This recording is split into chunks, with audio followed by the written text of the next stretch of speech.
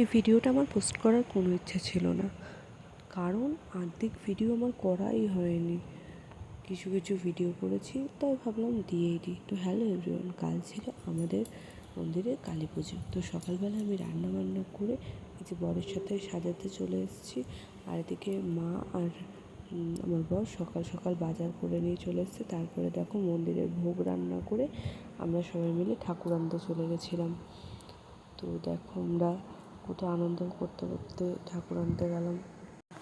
আর আমি তার আগে স্নান করে এসে সব ভোগ রান্না করে তারপরে বেরিয়েছি।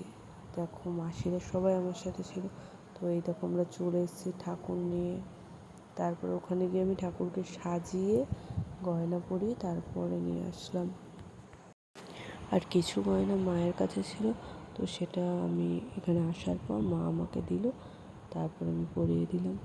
এদিকে নাকেরটা খুলে গেছিলো, মা আবার একটু ঠিক করে দিচ্ছিলো। তারপরে দেখো দণ্ডি কাটছিল। দণ্ডি কাটা হওয়ার পর আবার রেডি হয়ে তাড়াতাড়ি করে চলে এসেছিলাম মন্দিরে।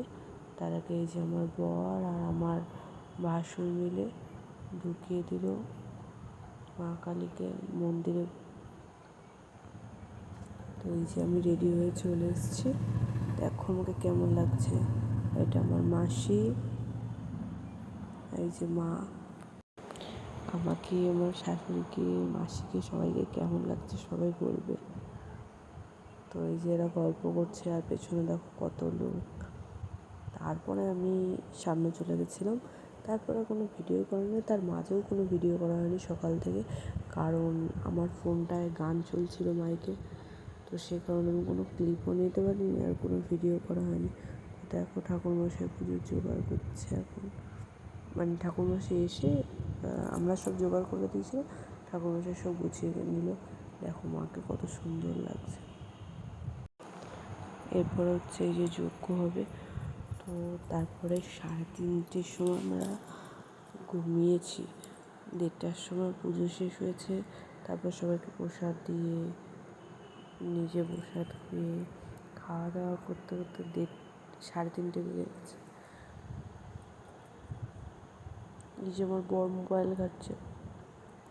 সব ভিডিও নেই বলে না ঠিকঠাক করে আমি তোমাদের গুছিয়ে বলতেও পারছি না।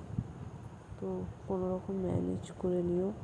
তারপরে আমার মা ভাই বোন চলে গেছিলো বাড়ি, তো ওদের ছেড়ে দিয়ে আসতে গেছিলাম। আসলে মা এসেছিলো রবিবার, মা আজকে বাড়ি চলে গেল। আর ভাই আর বোন এসেছিলো বৃহস্পতিবার। তো দেখো ট্রেনে তুলে দিয়ে আসলাম। টাটা।